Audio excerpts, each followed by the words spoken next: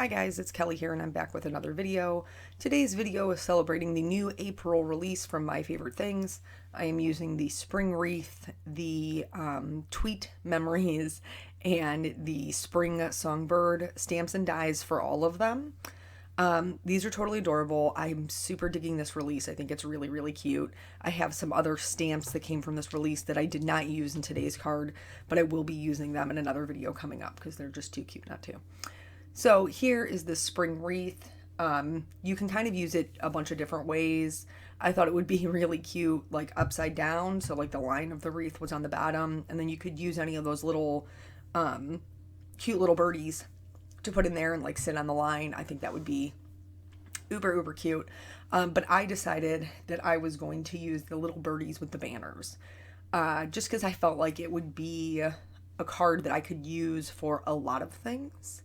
Versus just being kind of pigeonholed to something. Pigeonholed. You see what I did there? It wasn't even on purpose. It was just kind of funny. Into something, an event that was very specific. So here I am stamping this in Copic Safe ink. And then here underneath it, you can see like I kind of got a little bit of black on my card. But I'm not worried about it because I'm cutting it out. And then here's these cute little birds carrying the banners I told you about. And then also in the... what is it? Is it the songbird, the spring songbird? They have extra flowers, which I really like. So they have extra flowers that are drawn in kind of the same way, the same vein as the ones that are on the wreath. And so I'm stamping a couple of extra of those just in case I wanted to like bulk up the volume of my wreath. Or you could use them to make this a full wreath. Or in the Tweet Memories, there's one that I think is really adorable that has two little birdies that are like sitting on a swing. But when I looked at using that one, it didn't reach so that they were in the middle. Do you know what I mean? Like the birds would have had to have been like a little bit to the right because the branch wasn't quite long enough. So you could use little extra flowers like this to kind of hide that branch and make it appear longer so that your little guys would be in the middle. So lots of uses for that, which I really like when stamp sets work together and you can't even really tell that they aren't from one stamp set. So for my coloring, I am just doing my usual Copic coloring. This is silly. I know it's silly. Because there is no need to use 3 colors on something this small. There isn't, but I have a problem. I have a problem with dimension, and I don't like when my images look flat. And so normally I use 4 colors. Here I transition down to 3, which self-admittedly is still overkill. But when doing smaller images like this, if you would like to use multiple colors, what I do is instead of starting with my lightest color, I start with my darkest. So I do like just my little dot or just my little line of my darkest color and then my medium and my light. So this will give me still a little bit of dimension because it has that dark shadow, but it's not going to oversaturate the image so that it starts leaking out past those black lines. I chose a bunch of colors. Straight up, it doesn't make any sense. I wanted there to be a lot of color variation. I wanted it to be very colorful. I knew it was going to be a very clean and simple card, that I was going to have this bright white background. And so I wanted my colors to kind of be the star of the show. If you can hear that in the background, and I do not know that you can, it's because Miss Emma has decided to join me in the craft room. And which was fine when I started the voiceover because she was just laying here. But now she has found a bone that she is chewing on. And there is no way for me to know how loud that is. And I am unwilling. I am unwilling to pause the voiceover to kick her out. So if you hear some chewing noises in the background, that's the dog. And my apologies, but it is what it is. So, anywho. She's picking it up and she's going to the hallway. It's like she knew what I was saying. It's like she knew I was displeased with the noise she was making. Meanwhile, my neighbors are like cutting their grass and weed whacking and everything else. You could probably hear all that too, but you know, people gotta live. So for the pictures, Lord have mercy, the colors that I picked for the leaves, I did a little combination of a yellow green and a little combination of a blue green. These are all on the same vine, y'all. They would not have different colors. I know that, but I don't care because I want the color variation. So I did what I did. I chose to do what I wanted to do versus what made sense, and I'm still okay with it. And then from there, I chose some blues. I knew I wanted my birds to be blue, so I put some blues in there, pinks, purple, and yellow. I didn't go full Roy G. Biv, but it's pretty close, just because that's what makes me happy. So I'm not gonna make you watch this whole coloring of all these flowers because it's all pretty much the same. It's the same song and dance. But I just wanted to show you the color combinations and a little bit of how I was kind of approaching each flower. And then we're gonna skip ahead to the coloring of the birds. Here's all the flowers colored. I will say something to note. Of the extra flowers I have stamped, they don't really seem to have any of those the littler flowers, like the little like daisy looking flowers. There's only just that one branch. The rest of them are kind of like the same style of flowers. I guess there is one higher up there that I didn't see that I could have used. Disregard what I'm saying. There is one in there. So for the coloring of the birds, like I said, I knew I wanted them to be blue. To give their wings a little bit of shape, I added some shading directly in the center of the wing and then also underneath the wing. I'm going to do this to both birds, and it just gives it a little bit of dimension, a little bit of pop. It's not, it doesn't have to be perfect. It's just a couple of like kind of rounded out lines in the shape of the wing, and you'll see me do that on both sides. And then I just colored them both blue. You could totally color them two different colors. You could color them whatever colors you want because they're your birds and it's your card and you do whatever makes you happy. But blue's my jam, and I thought that it would look super nice kind of on that white background. So you'll notice that this video, while it would be long for most card makers, is actually short for me. And I don't really know why. I don't know. Maybe because there's no masking. Maybe that's it. But I did do, obviously, a more in-depth masking tutorial recently. I did confuse some people. They thought I posted the same card twice. So my apologies there. I just wanted to be able to put something up that didn't necessarily have story time and had more instruction if you are a person who has never created a scene card or a one-layer card, so that you had something that was like a good go-to video for how to figure that out. But yeah, and I mean, obviously, even though we're only like 18 minutes, we're still going to have story time here. So we talked last time about work anniversaries and things like that. So today is my actual work anniversary.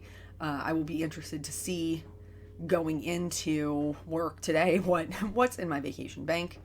Oh, I totally forgot to tell you before I even forget. So this is obviously celebrating this. I have to tell you this information because it's helpful to you. My favorite things.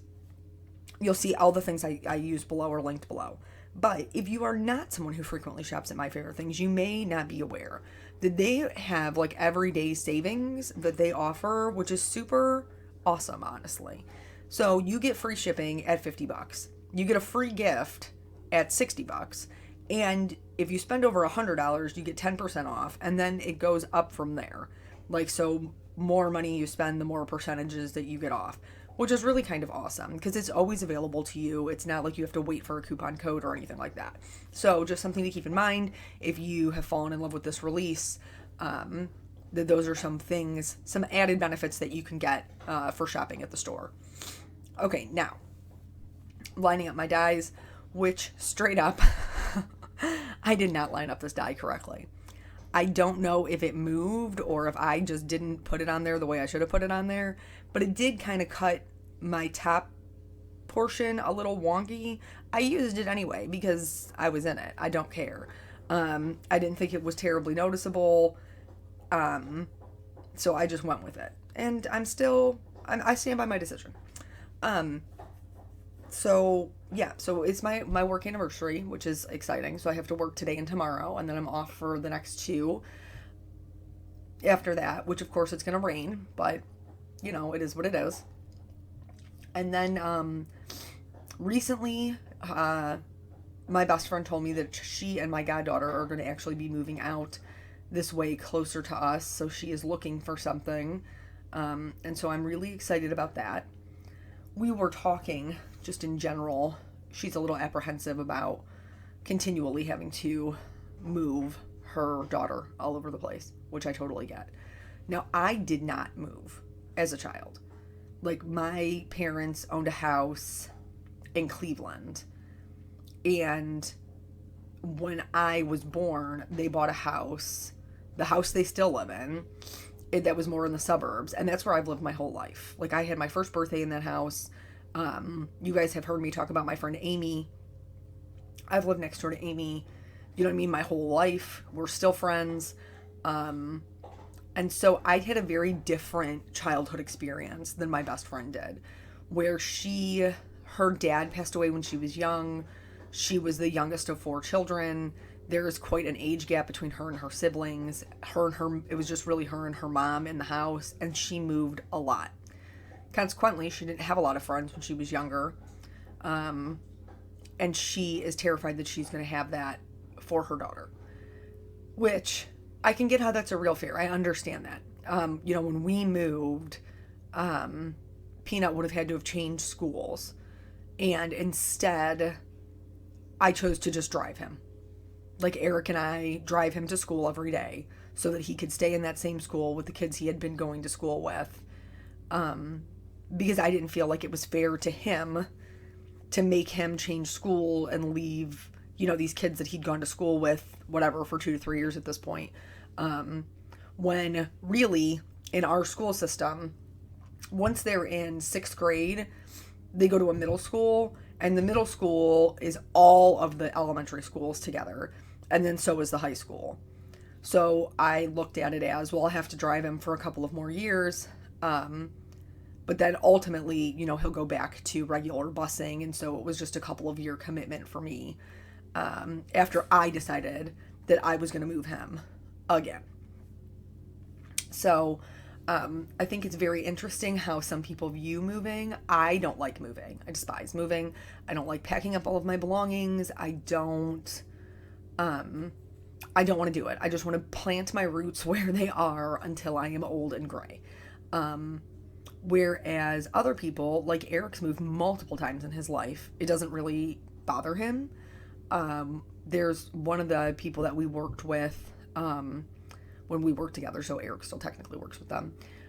They're like, they are happy being like gypsies. Every couple of years, they change where they live. They lived in multiple different states. They have lived in multiple different cities. And they are just like super happy traveling and being kind of on the go.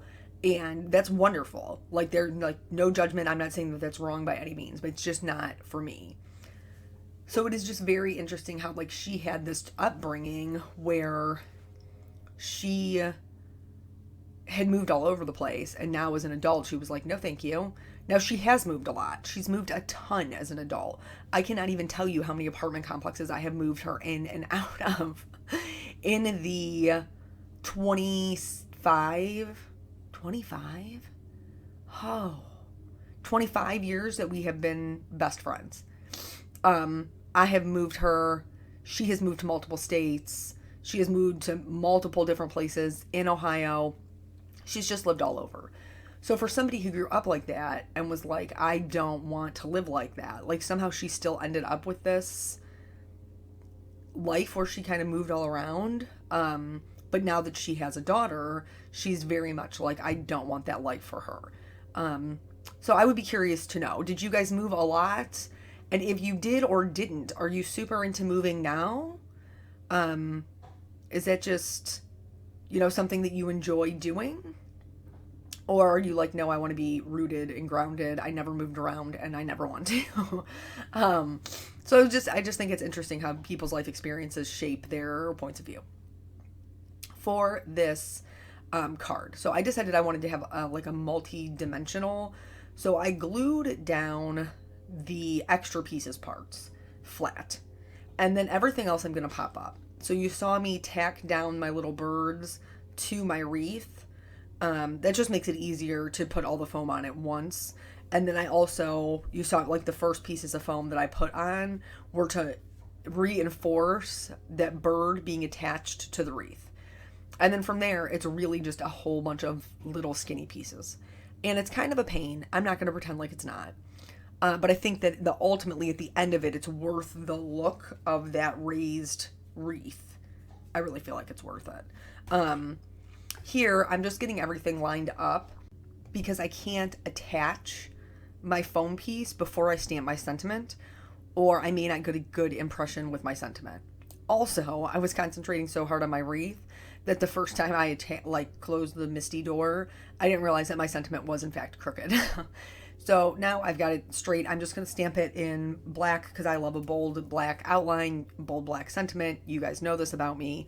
And this sentiment, this happy everything, again, just kind of reinforces that whole I can use this card for whatever I want. This would be a perfectly cute wedding card. It would be a perfectly cute, baby shower card, or just a, hey, congratulations on whatever. Like, this card would just fill so many holes if I needed it to. So now I'm going to pick off all of these little foam tabbies and get this lined up here. Now the top ring, I just paid attention to line up to the extra leaves that I stamped behind it. But other than that, I did pay attention when I was gluing them down to like how much space I had on the left and right hand side. I knew that the left side was already going to be heavy, but that tail on the right side sticks out a little bit further. So it was kind of trying to finesse that balance. And then, I love the glitters. So I use Stardust Stickles in the centers of the flowers. And then I am going to add just some clear glitter pen to a couple of the flowers, to the little bird wings, and to my banner. Just because glitter makes me happy. And especially with a card that is this clean and you just have this one focal point, like you want to pull the focus to that as much as possible. So yeah, that's pretty much it. I hope that you will stop by the My Favorite Things blog. They're doing a bunch of inspiration and also prizes. And then again, like I said, they have some really good deals at the store. So thank you guys so much for joining me, and I will catch you in the next video. Bye.